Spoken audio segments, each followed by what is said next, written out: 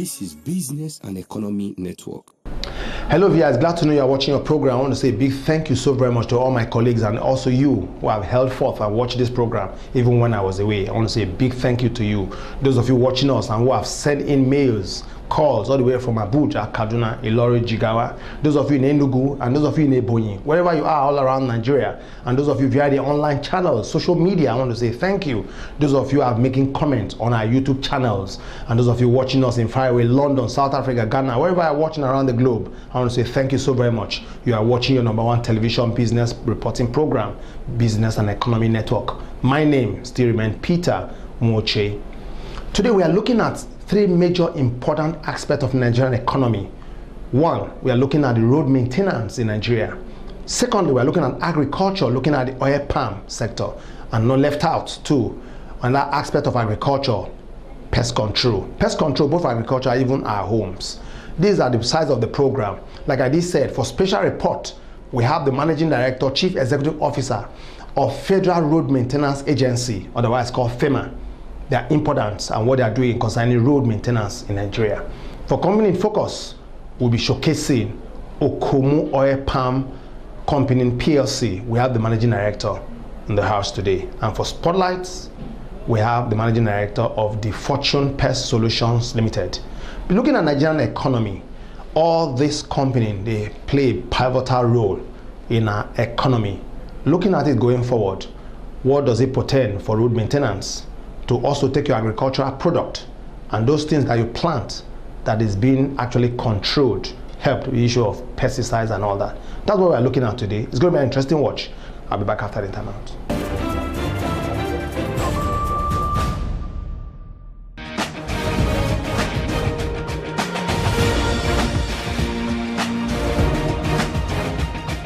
Engineer Nuruddin A. Rafindadi, an engineer of repute with several decades of experience and outstanding works, and have served in various reputable firms and capacity. Little wonder as he was appointed the Managing Director of the Federal Road Maintenance Agency, FEMA, in September 2017 by President Muhammadu Buhari. FEMA as an agency is saddled with the maintenance of most Nigerian roads, especially federal roads, with a mission and vision to efficiently and effectively monitor and administer road maintenance with the objective of keeping all federal roads in good and safe conditions, and also to become the most efficient road maintenance management organization that will enhance the economic well-being and interest of Nigerians always. Well, FEMA, long time ago, there was a department in the Ministry of Works, Federal Ministry of Works, called Maintenance and Repairs Department of the Federal Ministry of Works. Sometime in 2003, there had been growing call for having an independent agency that would handle the road sector, and not only the maintenance, but the entire project cycle of roads, starting from planning to design to construction and then maintenance. The custodianship of the federal highway network still remains with the Federal Ministry of Works. And so the way it will work is that the Federal Ministry of Works owns and builds the roads, and as soon as the roads are finished and it goes through defects liability period and take over from the contractor, the road is now handed over to FEMA, which is a maintenance agency. It takes care of seeing that the road remains in top shape for the life period of that road. And how much is the life period of the road? 15-20 years. A road is supposed to successfully carry traffic for a period of 15-20 years, and it's expected to operate optimally, provided there is periodic and regular maintenance of the road. And that is the function of FEMA.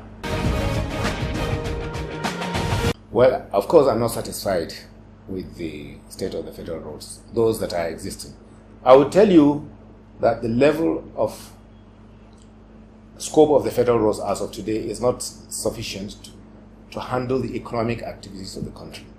In other words, the growth of the economy and economic activities in Nigeria is outpacing the growth of the number of kilometers of roads, federal roads that are servicing that economy. Now, be that as it may, even the present level of the highways under the auspices of the federal government, which is about 36,000, is not well maintained. I mentioned to you that the life period optimal life period of a highway under normal conditions is 15 to 20 years. But when you are faced with a situation where majority of the roads are over 30 years old, then you can imagine the kind of challenge faced by a maintenance agency. The best thing to do is to rehabilitate and reconstruct that road completely. During the years of the PTF, Petroleum Trust Fund, the PTF restricted most of its works, over 85%, to rehabilitation, which is reconstruction. And that was a recognition of the fact that a majority of our roads had passed their life period. And that should be the attention that we face today. It so happens that maintaining and rehabilitating a road is not a cheap process. It's a very, very expensive process. If you take the fact that these roads are servicing the economy, and the economy is, if you take a look at the size of the economy, then you know that maintenance of roads and indeed building roads deserves much more chunk of the national economy. So I'm not really satisfied with the condition of the federal roads. Unfortunately, I can also tell you, FEMA as it is today does not have adequate resources to optimally maintain the federal roads, but that doesn't mean we should stop. We should continue doing our best. Maintenance of federal roads and roads, any roads in particular, is not a one-off job. You don't start and stop. So you don't talk about when we finish this, because it should be a continuous thing.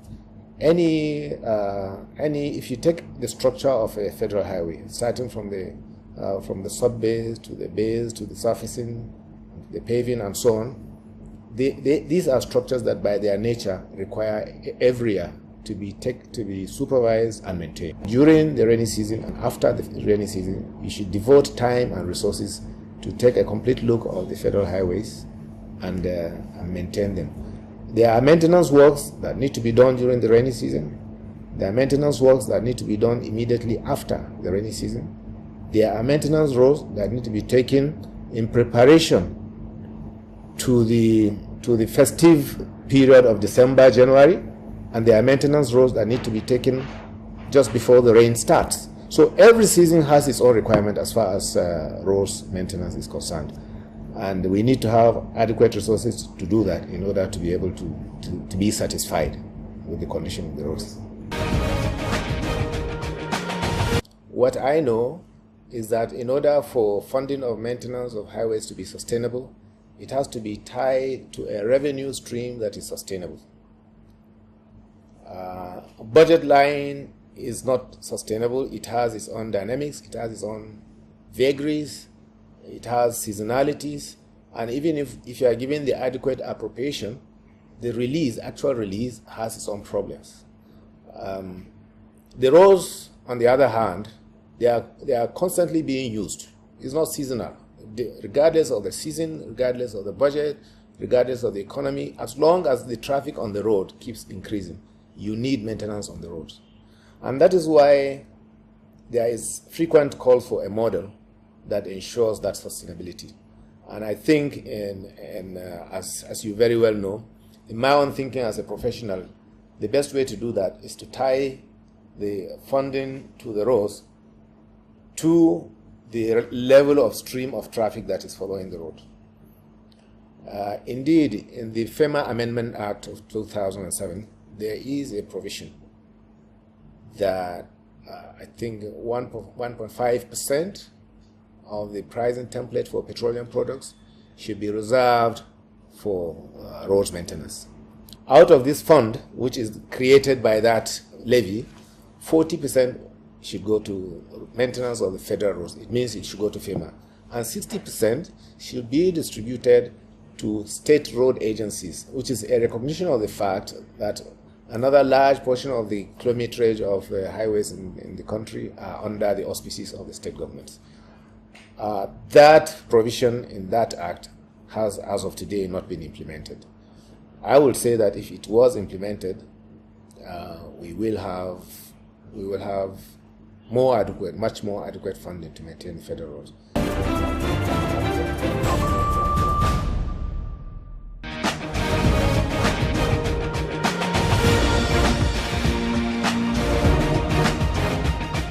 The OKOMU Oil Palm Company PLC is situated in Edo State, Nigeria, on not less than the 34,000 hectares of palm and rubber.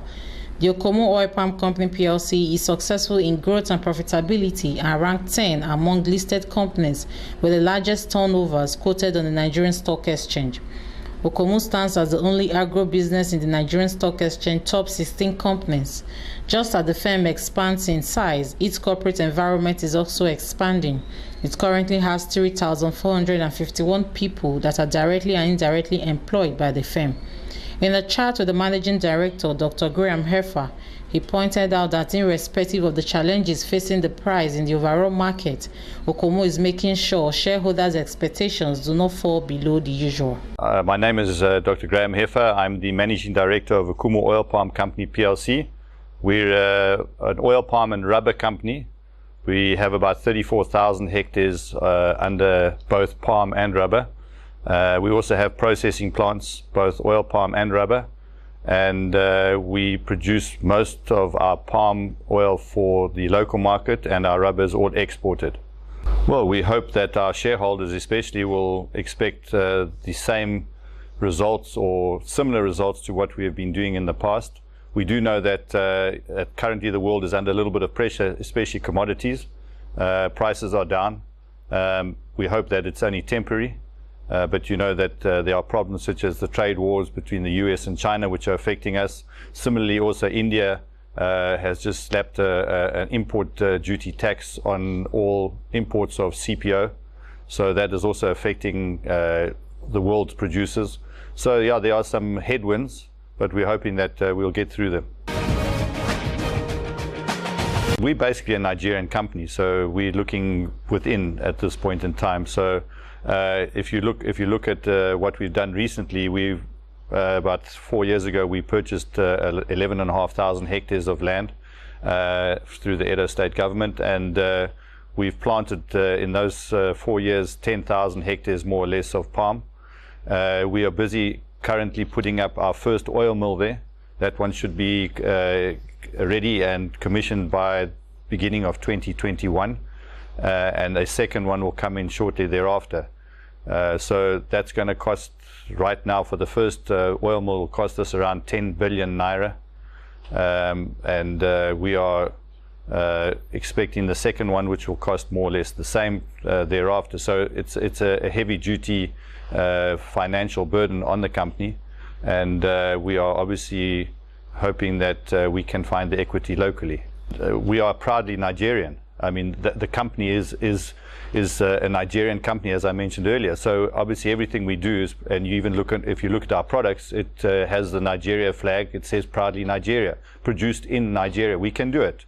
Our banga, which is red oil, is sought after not even just nationally, but internationally. In fact, this morning we saw that it is being sold in the United Arab Emirates, the US, the UK, are but a few of the places that are being sold. We're also intending to expand our product lines and also to offer more variety in terms of packaging to our customers. So yeah, we are looking at that as well. So definitely we are really hoping that we will expand our markets locally here. I mean, right now we are busy, as I mentioned to you, with the oil mill, the new oil mill. Last year, in fact, our current oil mill, we expanded from a 60 ton an hour to a 75 ton an hour for increased production that was coming online. We are busy putting in a 30 ton an hour new oil mill at this extension 2, as we call it. And we need yet another 30 ton an hour thereafter in order to handle the volumes that will come through ultimately through there. So in the next 4 years, we expect to double our production here in Nigeria. So we will go from around 40,000 tons of crude palm oil to 80,000 tons. So it's no small feat, but it's very expensive. You know, as I mentioned to you, just to put one oil mill in is going to cost in the region of 10 to 12 billion naira. We are second only to the Edo State government in numbers of people employed in the state. So it is big. In terms of looking at funding, I mean, it's obviously impossible for us to get any return on our investment if we go to a financial institution like the merchant banks or even the retail banking trade. The interest rates will just kill you. So it's vitally important that we have, if we don't get the equity from our shareholders, obviously to have a central bank like the CBN, who I must say are very, very good in giving us single-digit loans. We currently do have a small loan with the CBN. It works very well. It's a CAX loan. It's been going for just about 4 years now. We're virtually finished. We've been repaying it diligently. We obviously are looking towards the central bank now for our loan for our oil mill. We've had that with the central bank for a number of months now. One of our problems is that, you know, we cannot wait, because why? The season waits for no man. The oil palms are growing whilst we are having to wait, and we will get to a situation where the oil palms are producing their oil and we don't have a processing plant. A processing plant takes 2.5 years to build. We started this process, if my memory serves me correct, with the CBN probably 12 months ago. We're still waiting for a reply. One of the problems that we have is that whilst we see that we are not able to get a yes or no answer, you know, which we would appreciate. If the CBN is unable to assist us, let us know so that we can look at other sources of funding. But the delay is causing us major headaches because the oil palm is becoming mature, and if we don't do something, I'm going to lose that whole crop. Then I have to remove people, and then it becomes a major issue for us. If the answer is yes, please, the sooner the better for us. If there's something that is still outstanding, let us know, but otherwise please inform us accordingly, and then we finish. Okay? Then we understand we can go to the BOI, or we can go somewhere else to try and seek funding, or as I said earlier, even back to our shareholders. But this hiatus is really, really a problem for us. Whilst we appreciate what the CBN is trying to do, we also don't understand that if we are not even able to be served with previous loan types like the SSRF and the CAX loan and all those ones, yet we see now that there's new ones in the pipeline and the offing, we start to wonder if it's really going to happen at all. So that's what worries us. And we're very, very happy to work together with the CBN in trying to see how we can make sure that I know that they need to make sure that their money is refunded, etc. But I think we have a history. As I said, we already have a CAX loan we've paid back. So, you know, these kind of things, we need to have feedback. We don't get the feedback. And it really will be helpful for getting feedback as to what is happening with our loans.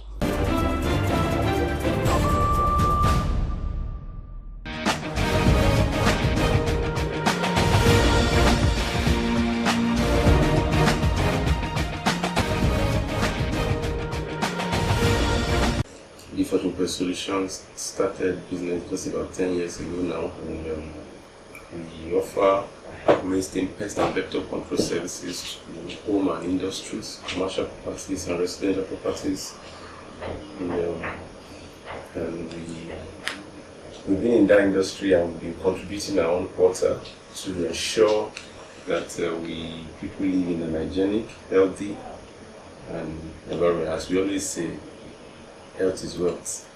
So that's DFORTUNE, and we look forward to a greater future, which we'll be able to contribute more to our society, to our nation, to benefit humanity, and encourage healthy living among everyone. From the name of the company, DFORTUNE PEST Solutions Limited, it's a core company in which we focus on pest control services. Like I said, pest control is a diverse industry, a wide industry. And we have a desire, because, for example, they always say that prevention is better than cure. The issue we have in this nation is most people focus on treatment. They focus on oh, I'm sick today, I need treatment. They hardly focus on what caused that illness. So when we come in is, we say, you don't have to get ill. Pest Pests are vectors. They are carriers of pathogens. Pathogens are the constitutive organisms of many diseases we see. For example, malaria. People spend billions of dollars every year to treat malaria. But what's the cause of malaria? Plasmodium parasite. What is carrying Plasmodium parasite? Mosquito as a vector. But my duty is to help to reduce mosquito in society. Then malaria will not be an issue. Let's talk about Lassa fever. Lassa fever is killing people. There's one issue here and there.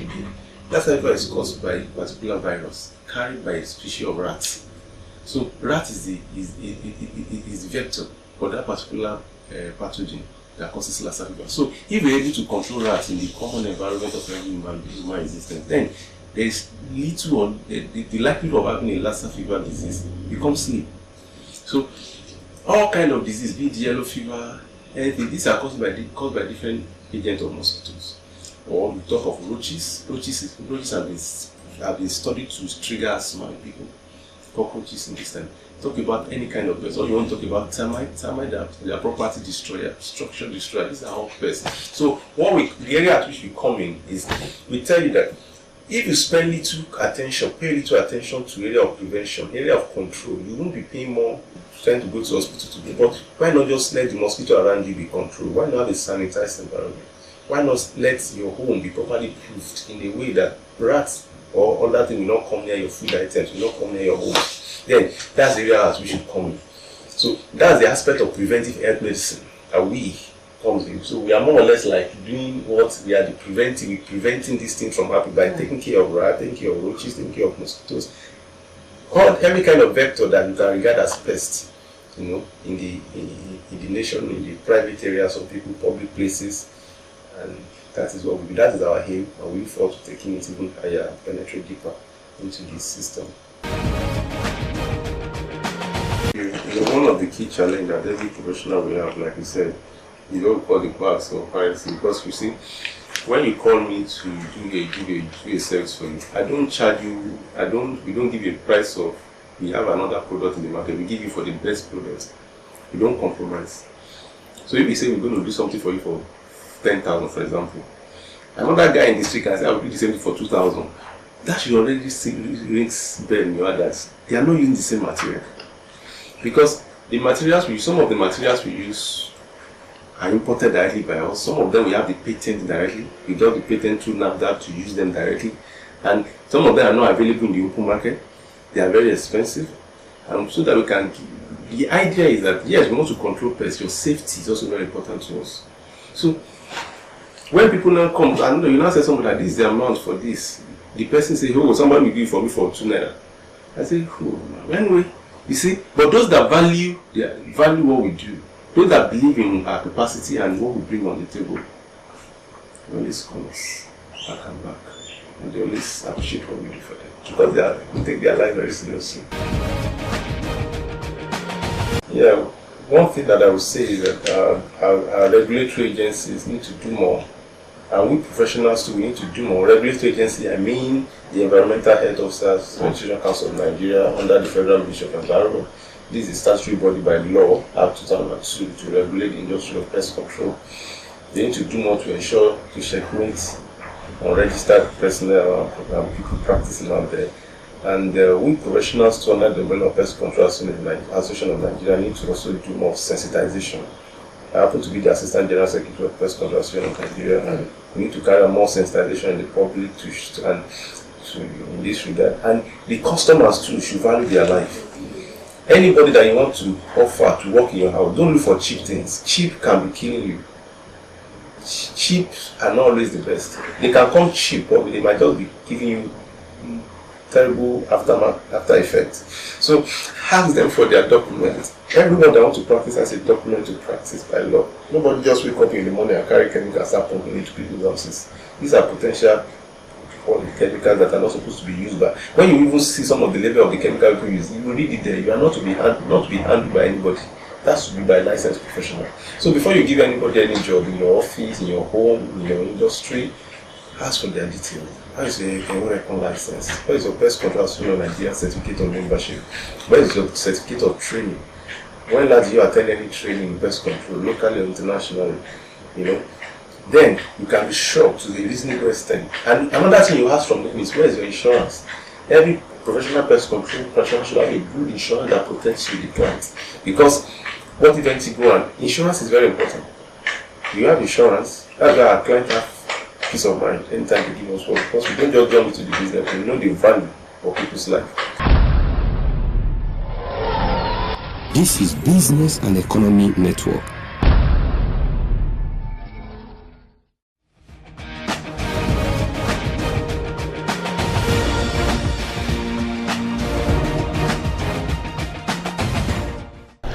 Well, this is where we draw the wrap of the program this week. Always remember this: if you can conceive it, yes, you can achieve it. Your success and happiness, they all start with you. Be happy with yourself and pray big, why big things will happen. I'll see you again same time next week. Stay blessed.